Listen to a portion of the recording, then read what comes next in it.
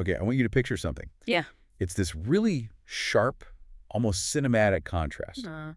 You hear the sound of heavy metal hitting metal, a jail cell door closing on a 17-year-old kid? Tennessee, yeah. Yeah. And then that sound just, it dissolves. It's completely replaced by this deafening roar. 50,000 people screaming the lyrics to a huge country rock anthem. From incarceration to global adoration. I mean, that's the story. That's the story. It's the foundation of a star who built his whole career on redemption. But his past, a past with violent robbery, felony drug convictions, it was a wall. A seemingly impossible barrier. It was threatening everything, his ability to tour, to do his advocacy work. And that's the real tension here, is what had Hollywood and Nashville just buzzing after that huge announcement in December of 2025? Right. The big question. Could the justice system actually wipe the slate clean for a star this big? His dark past erased. Impossible. Welcome to StarScope Report. Join us as we uncover Hollywood drama, music industry shakeups, and viral influencer scandals. From red carpet surprises to social media controversies, we dive deep into the stories behind the fame. And this story is a perfect case study, really. For most people, those mistakes are permanent. What we saw here wasn't just celebrity influence. No, it was a legal strategy. A perfectly executed one aimed at undoing 2 decades of consequence. Okay, so let's get into it. The transformation story it's huge, but we have to start with the reality of his early history. For sure. The 2 decades of consequence. And what's wild is we're not just talking about one mistake he made as a kid. Whoa, not at all. And he's been super open about it. He was, cycling in and out of the system for about a decade, starting when he was only 14. But for this legal push, the Clemency petition, they focused on 2 very specific felonies. 2 very significant ones, both in Davidson County, Tennessee. Let's start with the first one because it's arguably the biggest hurdle for his future, the robbery conviction. From 2003, he was 17. And legally, that's classified as a Class B felony in Tennessee. Which automatically means? It's a violent crime. Under state law, that label sticks. Wow. Yeah, and the specifics are pretty sobering. It involved him, a female acquaintance, and 2 armed accomplices. They stole about $350 from people in a home. Okay, but was he armed? No, and that's a critical detail. He was unarmed. But he was there, he was involved, and the victims knew the acquaintance, so the arrest happened really fast. And the sentence for that? A 1-year prison sentence, and then years of probation after that. A Class B felony, that one label? It just permanently changes your status as a citizen. It does. And then, just 5 years later, he added a major drug conviction on top of it. Right, the 2008 incident. That's the one. Police found crack cocaine and marijuana in his car. That led to a Class C felony for drug possession and another 8 years of court-ordered supervision. So those 2 felonies together were like an anchor. Exactly. They were legally tethering him to his past, creating what the legal world calls significant disabilities. We hear that term, legal disabilities, and it sounds so abstract. What does that actually mean for someone like him? It means huge, everyday hurdles. Think about it. You're a global music star. You want to tour Europe, Asia, Canada. Yeah. Well, every single one of those countries does a deep dive into your criminal history for a work visa. A violent felony like that Class B robbery. It makes getting those permits incredibly difficult. Sometimes impossible, right? Sometimes outright impossible. So this wasn't just about feeling forgiven. It was an economic and professional necessity to get that slate clean. And that's the ultimate irony. Here's this Grammy-nominated star using his fame to advocate for justice reform, talking to lawmakers about addiction. Yeah, he told them he was the uneducated man in the kitchen playing chemist with drugs I knew absolutely nothing about. He wants to be part of the solution. But he literally couldn't take that message overseas. A glass ceiling built by his own past. And that narrative, the transformation, the advocacy, that's what let his legal team argue that giving him clemency wasn't just good for him, it was in the public's interest. It's just a staggering story. But you might think, given his fame and this redemption arc, the pardon was an easy call. It was not. Not even a little bit. The administrative process in Tennessee is anything but simple. And that's not even the wildest part. Wait till you hear who testified on his behalf. The political statement that made. It's incredible. Next, we're going to track the months-long legal strategy that brought some of Nashville's heaviest hitters to the Tennessee Parole Board. The whole path to clemency in Tennessee is, it's tough. A pardon is an official statement of forgiveness from the governor. Forgiveness, but not erasure. Right. That's the key distinction. It is explicitly not a dismissal of the crime. The crime still happened. The record is still there. This is about forgiveness. So how do you even get to the point where you can ask for forgiveness, legally speaking? Well, first, you have to complete your entire sentence. That includes all the probation, the supervision, everything. Check. And you have to stay conviction-free for at least 5 straight years after that. For DeFord, he officially hit that 5-year mark in October 2024. And that's what opened the door. It opened the door to apply, but the odds are brutal. Historically, something like less than 10% of these applications in Tennessee actually succeed. Wow. So his fame didn't guarantee anything. Absolutely not. This was never going to be a rubber stamp process. And once the petition is in, it goes to the Tennessee Board of Parole.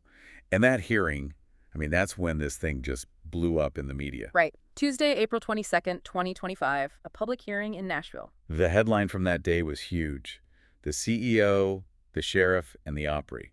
A unanimous recommendation for forgiveness. That hearing went on for nearly 2 hours. And it really showcased this meticulously built coalition of support for him. The sheer diversity of people who showed up to speak, that was the masterstroke. Let's start with the one that shocked me the most.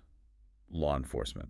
Uh-huh. You had the Davidson County Sheriff, Darren Hall, the guy who runs the Nashville jail system, testifying for him. It's highly unusual, and it's incredibly powerful political capital.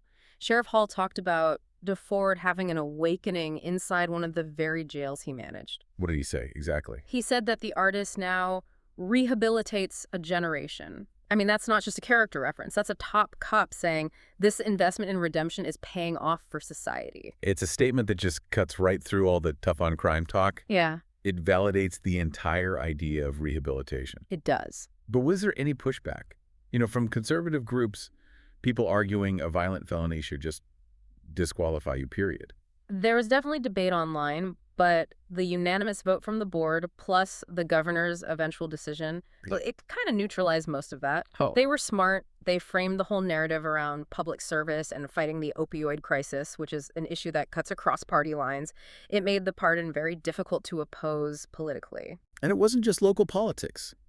The corporate world got involved, too. Right. Michael Rapino, the CEO of Live Nation Entertainment. The biggest concert promoter in the world. He submitted a written statement focusing on DeFord's charity work, citing all the money he's donated to help at-risk youth. So he's making a business case for it. A business and a moral one. He's showing that forgiveness is also good for the economy. This guy is a massive economic engine for good. So you have the sheriff, the CEO.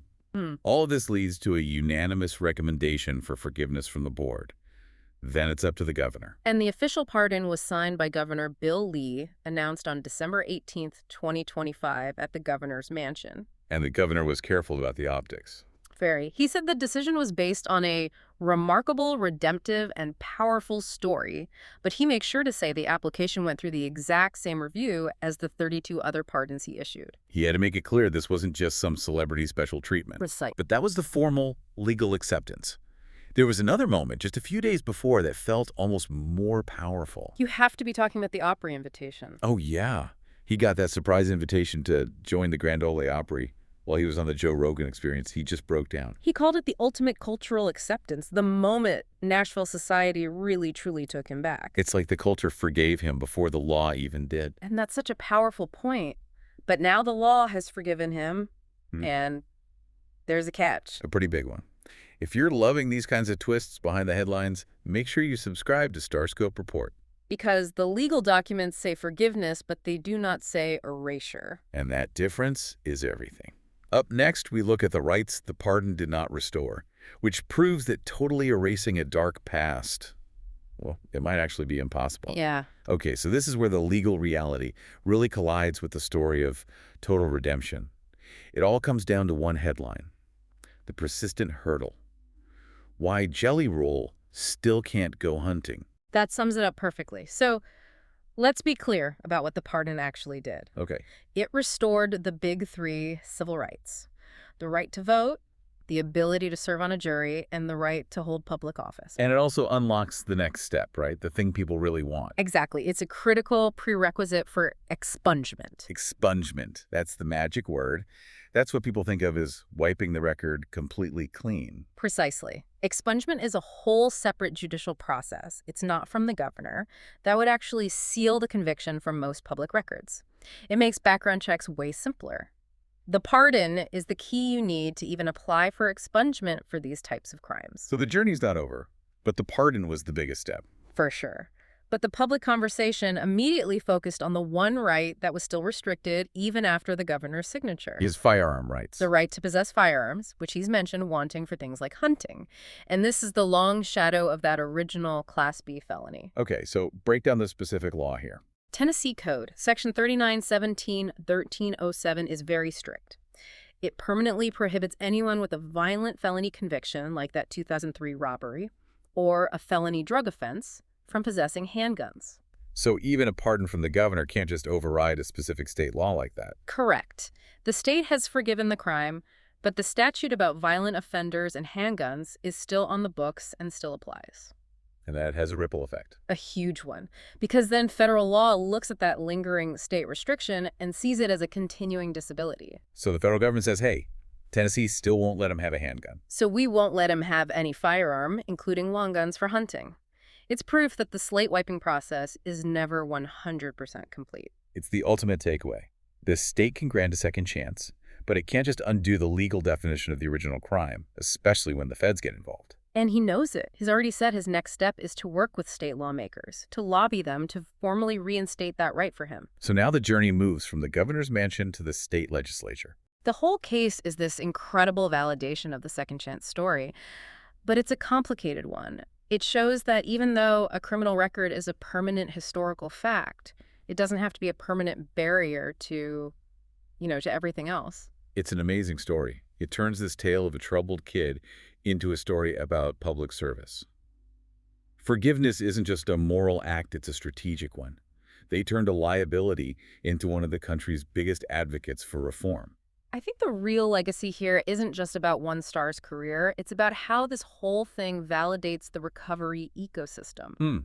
Say more about that. By endorsing his journey, Governor Lee basically endorsed rehabilitation as a vital part of fighting things like the opioid crisis.